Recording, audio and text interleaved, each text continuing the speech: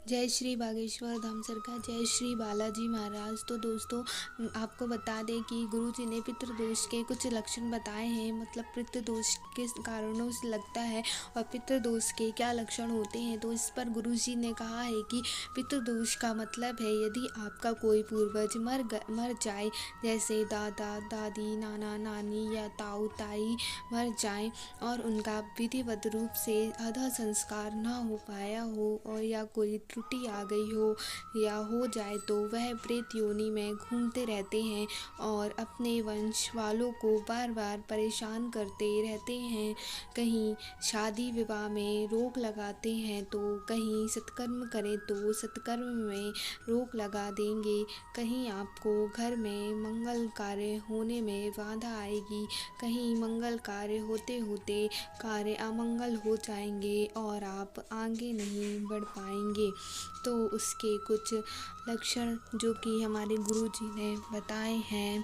पहला लक्षण में आता है, अगर पितृदोष लगा हो आपको, तो पहले लक्षण में आपको सबसे ज़्यादा मंगल कार्यों में रुकावट आएगी और आप आगे नहीं बढ़ पाएंगे और पितृदोष के कारण आपके घर पर निरंतर कलेश रहते ही रहेंगे और निरंतर आपके घर पे कलेश बने रहेंगे और कोई भी मंगल कार्य न होकर कार्य अमंगल कार्यों में बदल जाएगा।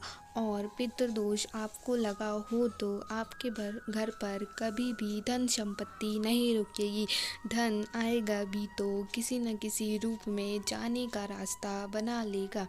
और इसके बाद कैसे पता लगाएं कि आपके घर पर पितृदोष है, तो इस पर गुरुजी बताते हैं कि बार बार यदि आपके सपने में आपके पूर्वज या मरे लोग आपको सपने में बार बार दिखाई देते हैं, अथवा बार बार भोजन करते समय यदि हम बार बार भोजन करते समय हमारे मुंह पर बाल आ जाता है, सिर का जो बाल होता है वो बार बार आ जाता है, अथवा बार बार प्रयत्न करने पर भी हमें किसी कार्य पे सफलता नहीं मिल पाती है, तो समझ जाना चाहिए कि आपके ऊपर पितृदोष है।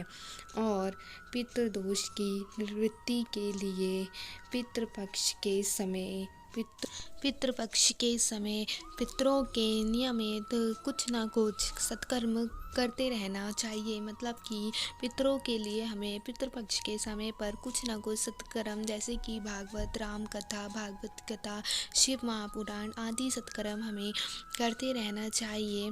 कुछ ना कर सके तो हमें घर पर ही ब्राह्मणों को दान देना चाहिए तथा ब्राह्मणों और गरीबों को भोजन कराना चाहिए। साथ ही साथ हमें जो दीन दुखी होते हैं, जो कि गरीब होते हैं, उनको हमें भोजन करवाना चाहिए तथा प्रसाद का वितरण कराना चाहिए और गाय की हमें सेवा करनी चाहिए। साथ साथ गाय को घास आदि हमें पितृपक्ष के समय खिलाना चाहिए, जिससे कि हमारे पितृ जो होते हैं वो प्रसन्न होते हैं। साथ साथ हमें पितृदोष से मुक्ति मिलती है।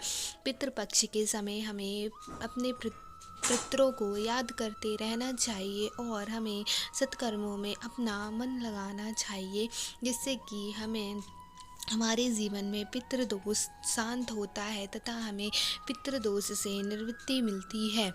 लेकिन आजकल के लोग पितृपक्ष को भी मजाक में ले लेते हैं।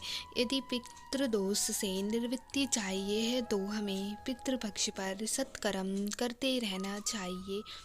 जय श्री बागेश्वर धाम सरकार।